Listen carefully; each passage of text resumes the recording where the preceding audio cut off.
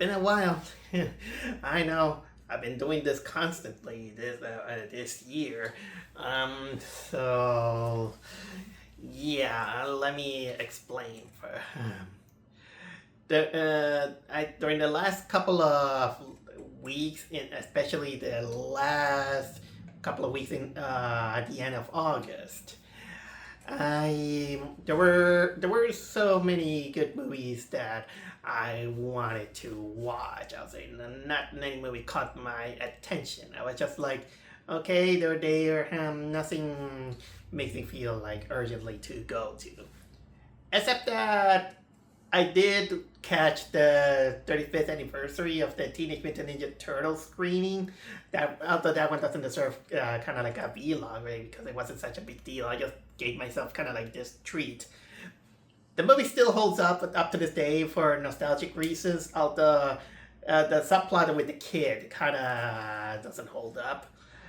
And well, also another reason is that another other reasons is for example my irritable bowels kind of kick in again. I suffer of IBS, which is a syndrome that sometimes my guts kind of start hurting. I'll say some signs of I'm getting old, and of course things that I have to change in my life. I'll say, and also during this I'm also making some small preparations because at least I'm gonna announce that next month, almost during the whole half of October, I am going on vacation. Yep, I'll go on vacations. It's gonna be kind of like a nice time. I'm pretty eager for it. And so yeah, I'm gonna have time for vacation.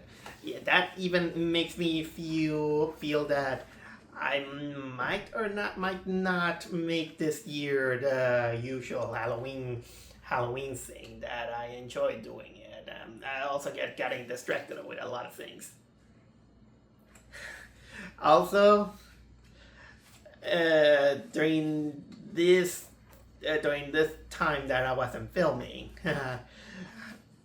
I decided to go with a friend to visit the Statue of Liberty, and while while we were having this small tourist trip, I got this. Let me present you a new friend that we got, a new feathery friend. Don't worry, Spencer's still our number one bird, but yeah, you're gonna see on the background if you can this little fella. His name is I named him Claudio. So so honestly, I really like how it feels. So I bought this. But anyway, you're gonna sit there, by the way. But in the meantime, I gave myself now the chance to watch a few of the movies. Despite that, I still have my up and down for my irritable bowels and all this stuff. Yeah, but yeah, right now I decided to play catch up, and the movie that I started now is with The Conjuring, Last Ride. If you kind of know me and saw some of my few vlogs of my stance on The Conjuring, is that each movie, ever since the first one, it was degrading to get worse and worse and worse in the terms of cinematography, but also I was gradually getting some kind of disdain to the whole franchise in the term that well, I am actually kind of glad that watching these kind of movies gave me some kind of exposure of some interesting cases of the paranormal world. Or sometimes in the case of skepticism, investigations, the nature of humanity when they get into cases that they can't explain, or sometimes for better or for worse, they kind of realize that it's probably one of the most elaborate hoaxes that it fooled the world, mostly kind of like the world. I'll say sometimes the world is mostly that's what I will pinpoint because most of the Conjuring cases it takes our case from the United States, except for the second one. That was a case from England, British. That was a British case. But the thing is that, the more I investigated and learned about the Warrens and their cases and how the movies projected, the more I was starting to believe that the Conjuring movies really made a disservice on not only the Warrens themselves and their cases, but more the credibility of where you're gonna take a case and that something happened and the movie, they just kind of feel like they exploit the how can I say the sensationalist nature of these cases and where they go too far with their creative liberty, which in a way it could be kind of like a personal thing, but it kind of brings up those kind of questions. These kind of questions. So this it's almost like a kind of like my disdain a little bit with some biopics that they always exaggerate kind of like the real events, but sometimes I think The Conjuring kind of did it more exaggerated, but they just only did it just for give an audience kind of like a scare or something like that, and I find this I'm not against it, but at the same time, people can get a little bit gullible. I'll say, although it's not kind of like the first time that these kind of nature of movies happen. I mean, this is something that has been done also with the Amityville House, and there's there might be some other cases that they paint reality a little bit too much.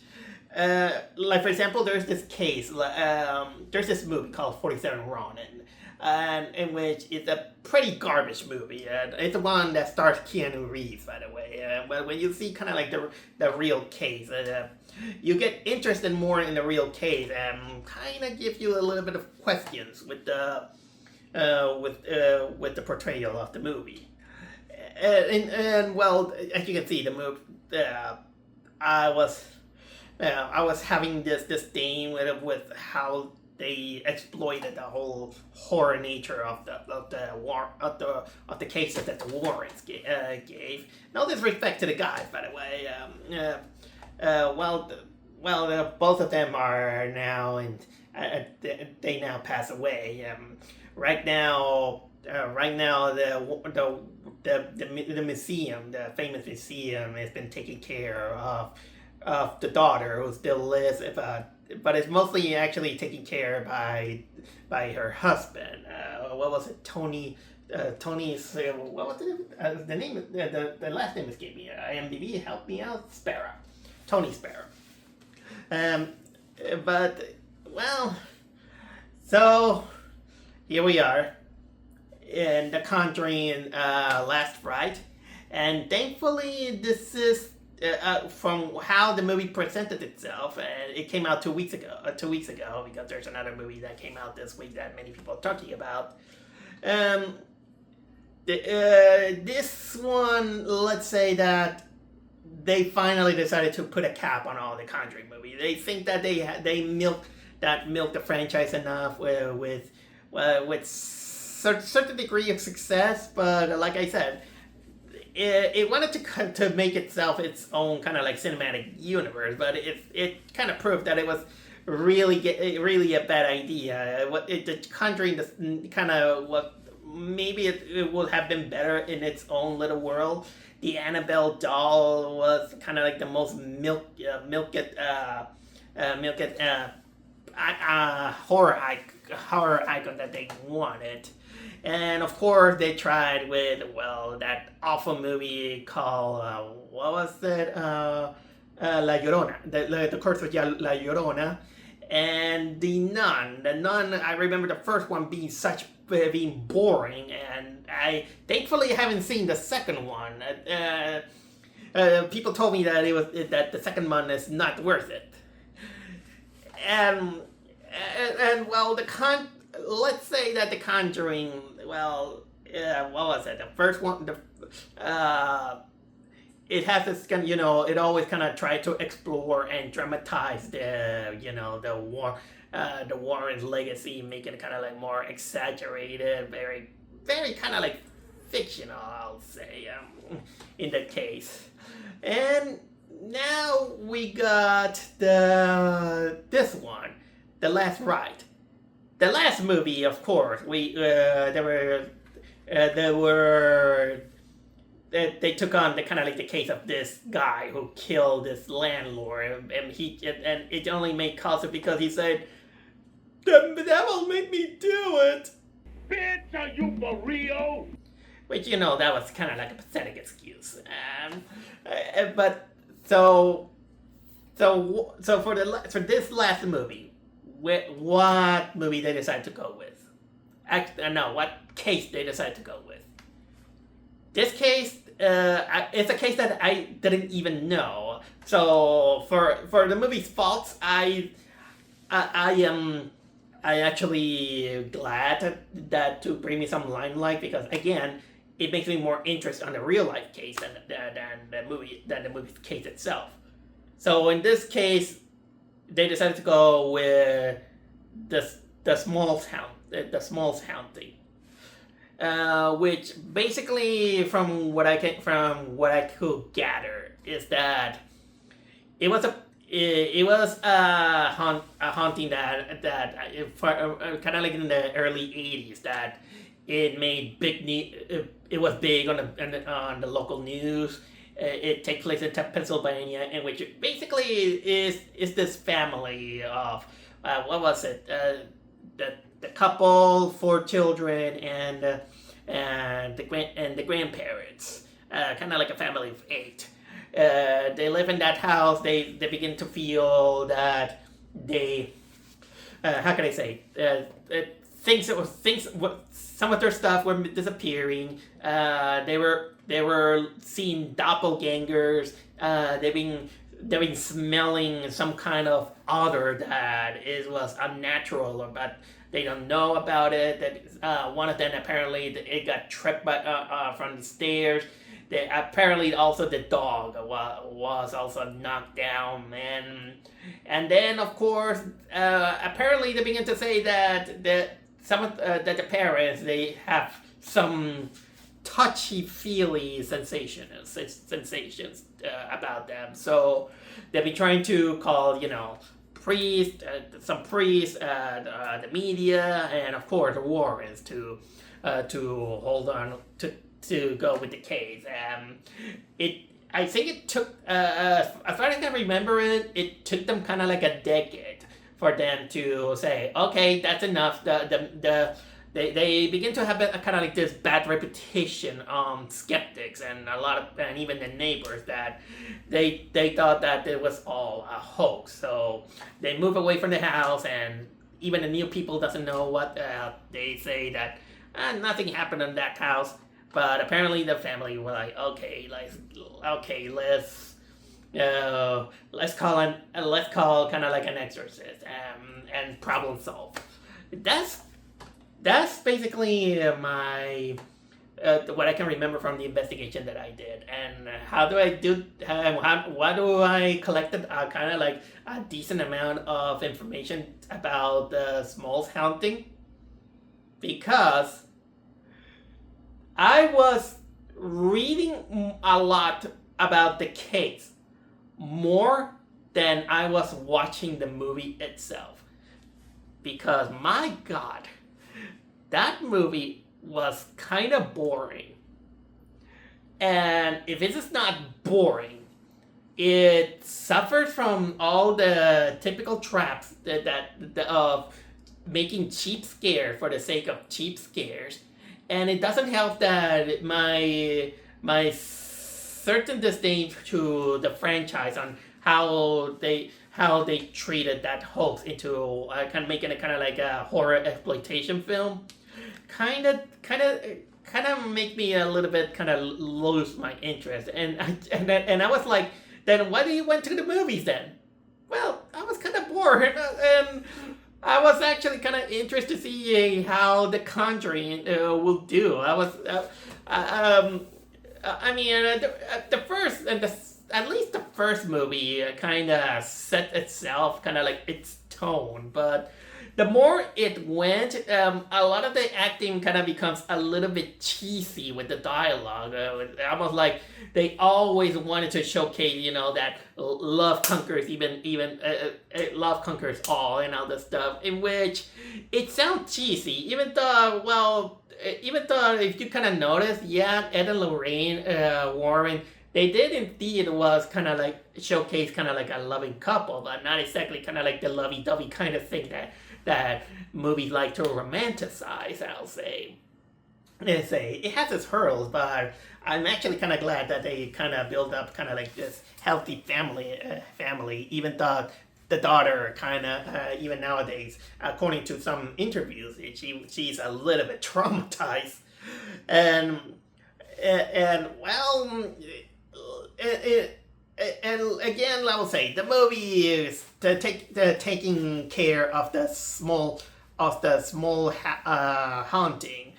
They really took a lot, I'll say, of creative liberty. They really deviate a lot from even some of the cases and how because they really took kind of like this creative liberty in the sense that they. Some of the facts and is how it kind of went a little bit out of order, and sometimes some of the elements which are based on the interview kind of are there or sometimes are not. For example, they did of course they made reference to the dog being shoved to the wall, although they made a mistake because. The dog in real life was a German Shepherd, but in this one, I think it was a Golden Retriever, and also they omitted the moment where, how can I say, where they begin to smell something that kind of like decay or something like that. That they omitted. And of course, the touchy-feely moment, they made some allusion, but not exactly, because they wanted to keep this movie kind of like PG-13 or something like that. In which it kind of makes me think that maybe the movie could have worked better if it wasn't kind of like based on real life. Because it feels more like it is based on a scam more than based on real life. Instead of making it kind of like a sensationalized and making it like a horror movie. I think I did said that I wish they could have made kind of like more about investigating the case. Make it feel like a police story, investigating why the case happened, to make us understand what the nature of people believing in the paranormal, especially during that time period. This could have been but instead they just make it kind of like this typical horror movie that you can notice that it was kind of like popular in the 2010s or something like that. But I don't know. But honestly, if you kind of enjoy this movie, have nothing against it. I would say that it's just like. It's just kind of like my own opinion about this. Nothing more, nothing less. This is just what I feel about it. Although, but because honestly, if I could say some good things about this movie, is that despite kind of like the cheesy dialogue and acting that you might find in that movie. You can notice that the actors did their best, I'll say. A lot of the actors, they do try their best, to convey these kind of like exaggerated versions of the characters. I mean, what was it? Patrick Wilson and Vera Farmiga. They did a good job at the Warrens. Like I say, they wanted to put a cap on the Conjuring movie by saying that this is their final case. When you notice it's not really. It's not exactly their real final case. But they also showcase not her daughter who now grow up. Even the movie starts out with her birth, in which apparently there was this ghost and there was this ghost possessing her, in which not only they shoehorn in the small haunting, but they also shoehorn in another case that has nothing to do with the Smurls house, and that is kind of like something known as the Conjuring mirror, which kind of like is basically a haunted mirror in which they say that they could see dead people. And so the mirror is there, and apparently that gives kind of like the daughter psychic powers in the movie. By the way. Oh, and now she's grown up, and now, of course, they inserted into the movie to none other than, what was it, Tony Spera. Tony Spera is the one who marries Judy Warren, and she, of course, they get married, and now he's the guy who inherited the Warren's house, and now he because apparently he now got interest on the whole thing, and I was like, okay, I'll take it. And he's played by Ben Hardy, who many people the biggest role I know him more is when he was Archangel in X-Men Apocalypse, I think it was 2016. I don't remember exactly, by the way. That's what I saw in his IMDb.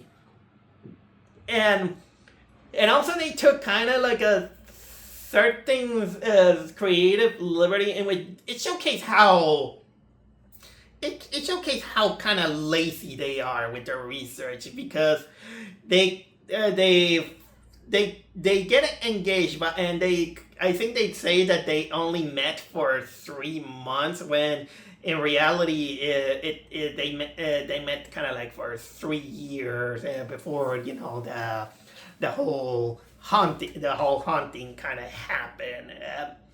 And so and also the movie, did I mention that the movie was actually also kind of boring? It's mostly boring in the sense that especially the first half of the movie, the movies feel a lot apart when it divides the section of the small haunting, and then we jumped into the Ed and Lorraine biography, I'll say, and it feels like they're two different movies, and sometimes the Lorraine part, it takes too much of the time, and I was like, are we supposed to be about the Smalls haunting?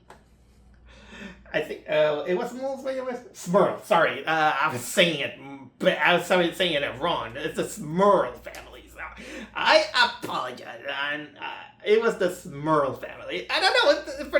Here's the funny thing. Every time I wanted to put on my search engine and saying the Smurls or something like that, or I kind of my memory blank out, and every time when I put the Smurls haunting, my head, it comes to Smurfs. So basically the Smurfs movie from this year, it was more haunting than the Smurls haunting. Sorry, I was speaking in I couldn't say. I'm sorry. Okay, let's continue on. But it is when finally the whole Smurl haunting and the war and stuff, they finally joined together with the death of, I think it was one of the characters that was prominent of that, and it kind of turns a little bit into a revenge story. So it then kind of have this cheesy dialogue in which we're gonna have to save this family because they were just kind of like suffering. Not exactly. If you kind of see it, they kind of did this themselves. And by the way, apparently the Smurls family, they had an interview on Larry King according to archives, and I haven't seen any of that. If you've seen it, if you find this supposed Larry King, what was it? Interview with the Smurl family? Let me know. I just feel curious about it. And by the way, yes, apart from the creative liberty with the mirror and all this stuff, let's not forget that this movie is not even that scary because it's always, jump scare, orchestra string, and all this stuff, and a lot of CGI ghost. Although there was kind of like a moment in which I will appreciate the art design of the ghost, but the CGI will kind of get kind of like, oh, one of them is kind of like this, this old hag. It's almost like this old hag that it kind of had this creepy face, like this.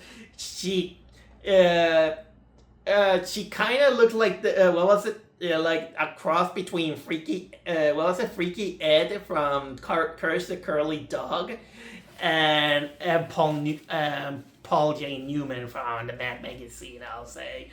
I think there's another ghost that doesn't know where it is. I haven't paid attention, but there's another one who is kind of like this guy with a hatchet who he kind of looks like what was the name? Moses Gunn, I think it was called, or Joe Moses or something like that. But basically, he looks like one of the rednecks from House of 1,000 Corpses, with a hatchet, of course. And also, they also made up kind of like the fallacy in which Lorraine, when she kind of begins to have her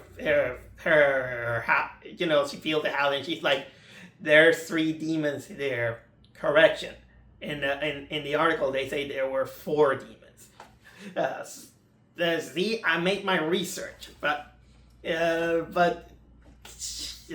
yeah, again, they tried to build. They built so hard, with the scares, and they still try to milk the Annabelle doll. They tried so hard again to show that farce of the doll. The creepy doll, when in reality, that it's supposed to be the Raggedy Ann, but they can't do a Raggedy Ann because copyright, even though the Raggedy Ann doll, it's showcased in 2 movies.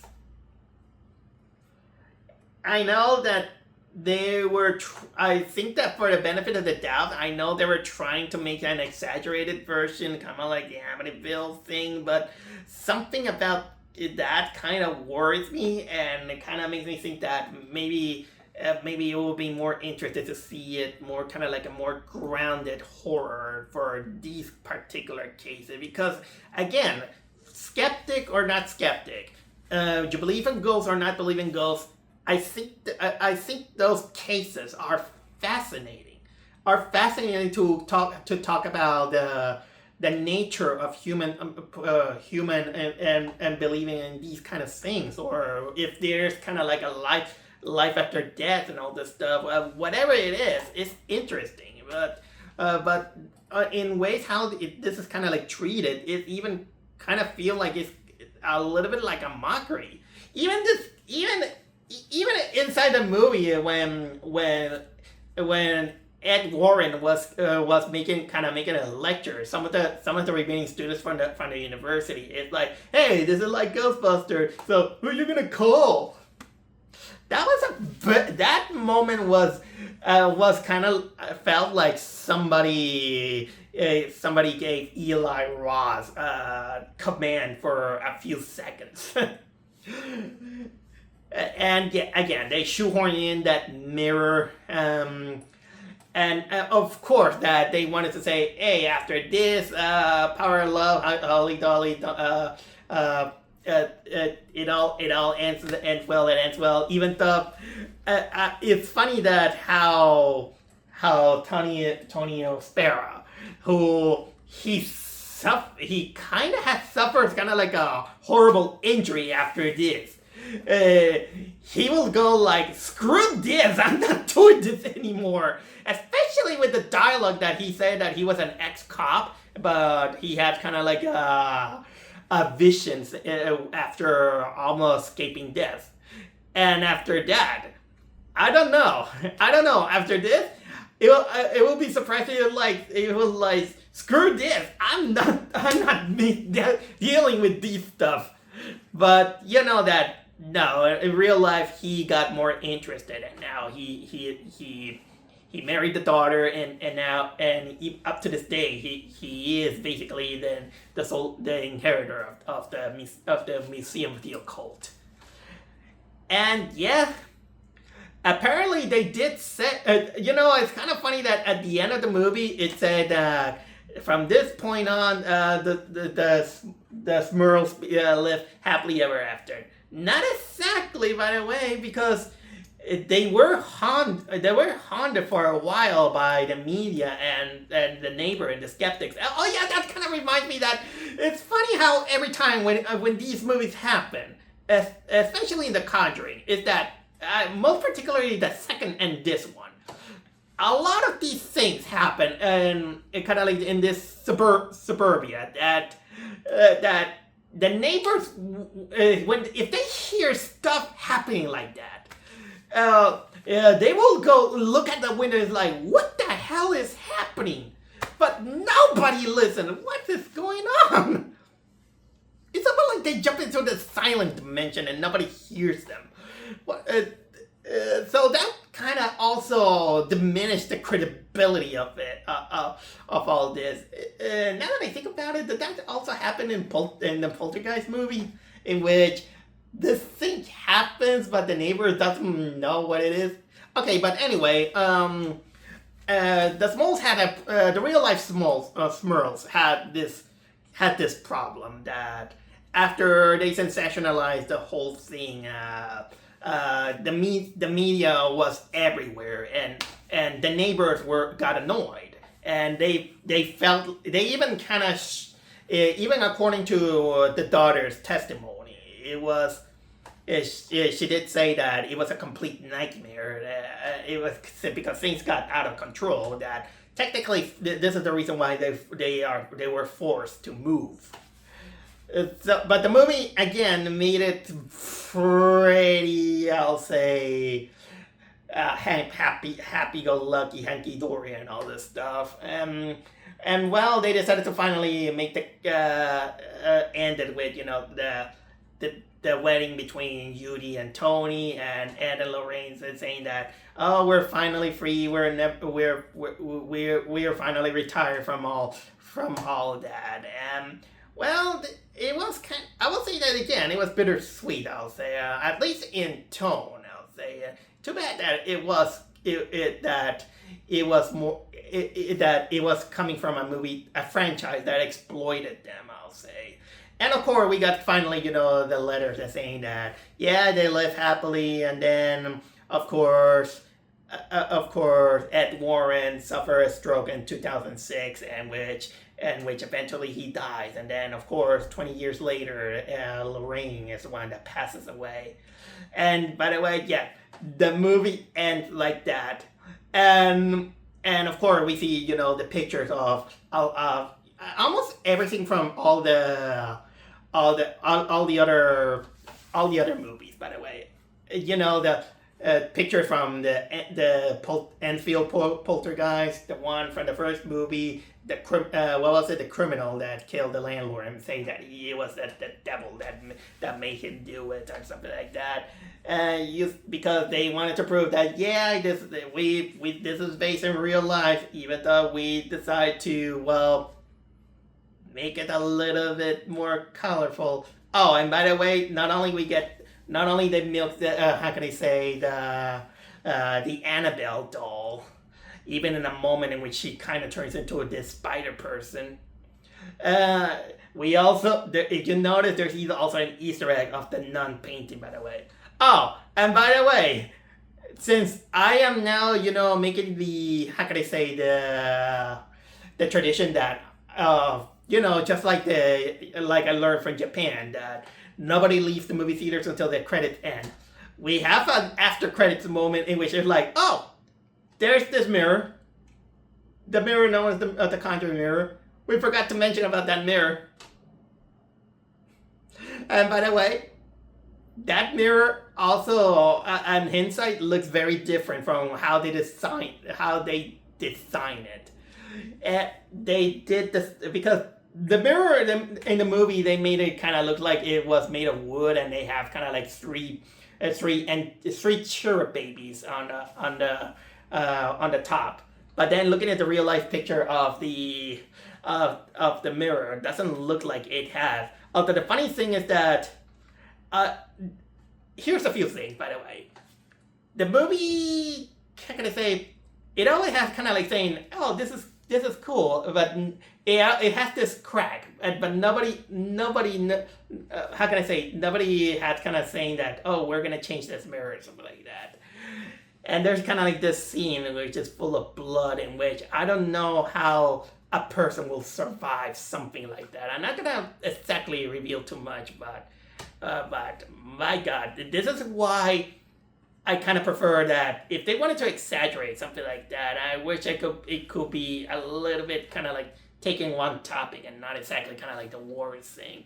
But I think I talked enough about this movie. You know, I think that, so. It was. I will say that it was weak. I'll say.